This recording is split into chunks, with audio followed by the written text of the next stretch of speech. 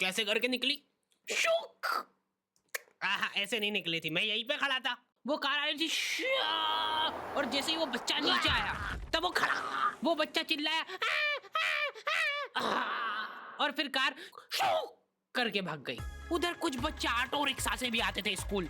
ऐसा लगता था कि पूरे स्कूल के बच्चे इस एक ऑटो रिक्शा में ठूस ठूस के ले जाता है वो। ये ऑटो वाले और भैया जी दोस्त थे और अब ये बीच सड़क पे रेसिंग लगवा रहे हैं। इनकी गाड़ियां उबला रही है बच्चों से, फिर भी नहीं मान रहे ये लोग। नहीं जीतूंगा। स्कूल जाके वो पीछे मुलट के देख रहा है तो एक बच्चा नहीं बचा उसके ऑटो रिक्शा में। हमारे भैया जी बेचारे पीछे से उनके गिरे हुए बच्चों को उठा उठा के ला रहे थे। ये सब हरकतें करके हम लोग जैसे तैसे कैद खाना पहुंच जाते हैं। सुबह 5 बजे से निकलने के बावजूद हम लोग लेट पहुंच रहे हैं वहां पे पहुंच के हमने देखा कि 4 लौंडे मरे हुए पड़े हैं जिनको डॉन ने मारा है। डॉन हमारे स्कूल की इंचार्ज थी। डॉन का कद छोटा था और पेट मोटा था और आश्चर्य की बात यह है कि समय के साथ उसकी हाइट कम हो रही थी। मतलब बड़े नहीं बड़े वो चलता है एक बार को, पर इसकी कम हो रही थी। डॉन बहुत स्ट्रगल करके कार से स्कूल आती थी खड़े होके, क्योंकि बैठ जाए तो उसको सामने की सड़क नहीं दिखती थी। वो अलग बात है, खड़े होके भी पूरा नहीं दिखता था। हर रोज 2-4 कुत्ते कुचलते हुए आती थी वो। फिर मेरे को समझ आया कि रास्ते में जो कुत्ते दिखे थे वो डॉन इस कैद खाने में छत पे बैठी रहती थी स्नाइपर लेके। कोई भी कैदी कुछ गलत गतिविधि करता हुआ दिखता था तो वहीं पे, मैडम इनकी लाश का क्या करना है? अरे ये तो आपको पता ही है। कहाँ रह गए थे यार झमू दीदी, फटाफट ये खून वून साफ करो। झमू दीदी बुलेट से स्कूल आते थे और ये अफवाह फैली भी थी पूरे स्कूल में कि उनके घर पे मर्सिडीज भी है। लेकिन झमू दीदी हम्बल रहना पसंद करते हैं। ऐसा कहा जाता था कि ये स्कूल ऑन पेपर झमू दीदी के नाम पे ही है, पर वो हम्बल रहने के लिए यहाँ पे झाड़ू पोछा लगाती है। वैसे मैडम इन्होंने करा क्या था? गैर कानूनी पेन फाइट का सट्टा खेलते थे ये लोग क्लास में। उससे मेरे को प्रॉब्लम नहीं है, मेरे को क्यों नहीं? हाँ, हमारी क्लास में पेन फाइट का सट्टा चलता था। हमारे इधर जो लौंडा पेन फाइट में जीतता था सामने वाले का पेन उसका हो जाता था। कुछ बच्चे अपना सब कुछ दांव पे लगा देते थे और कर्जे में डूब जाते थे।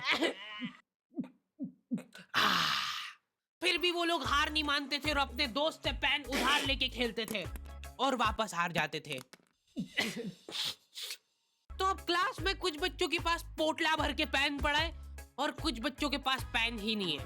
पेन इस कैद खाने की करेंसी थी। जिसके पास जितने महंगे पेन वो उतना रईस। यहाँ पे ब्लैक में पेन इधर उधर होते थे। नॉर्मल लोगों के पास होते थे 5 रुपए वाले जीफी जेल, जो कि तुम एक पन्ने पे लिखोगे तो पीछे 10 पन्ने तक छप जाएगा। और उनसे भी गए बीते लोग होते थे जो 3 रुपए वाला यूज एंड थ्रो लेके आते थे और उससे भी उनकी अच्छी राइटिंग आ जाती थी। बहुत चिढ़ मचती थी यार मैं कौन से।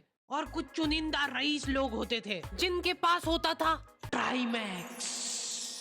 हर बच्चे का सपना होता था कि उसके पास एक ट्राईमैक्स हो, साथ में आसपास 2-4 लड़कियां हो। मेरे को प्लीज मेरे को यहाँ पे ऑटोग्राफ दे दो। ये लो ट्राईमैक्स किंग के। ये ट्राईमैक्स क्या बात कर रही है, सही में एकदम रईस लोग ही अफोर्ड कर पाते थे ट्राईमैक्स। वो बाबड़े भी एक एक अक्षर लिख के रिफिल खोल के देखते थे।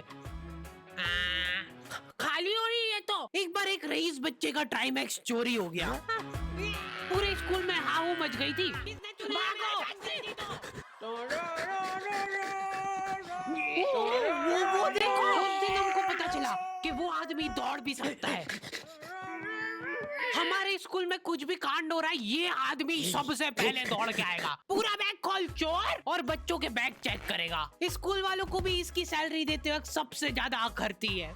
सैलरी किस चीज की? इस आदमी की शक्ल देख के ऐसा लगता था कि ये स्पोर्ट्स की आड़ में वैन वालों के साथ मिलके बच्चों की स्मगलिंग करता है। इस महान आदमी का नाम था भूषण। इसने अपनी जांग पे टैटू करा रखा था, भू अलग जांग पे, सड़ अलग जांग पे। सर कल से खो खो खेलने के लिए कितनी बजे आना है? वो तो बैग चेक करा पहले तू।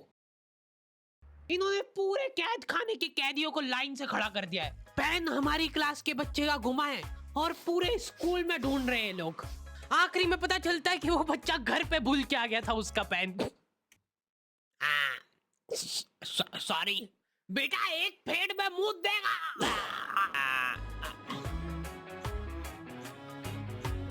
ऐसे तो नमूने बच्चे थे हमारे स्कूल में, और टीचर लोग उनसे भी गए बीते थे। हमारे स्कूल में टीचरों को उनके नाम से कोई जानता ही नहीं है। बच्चों ने उनकी हरकतों के अनुसार टीचरों के नाम रखे हुए।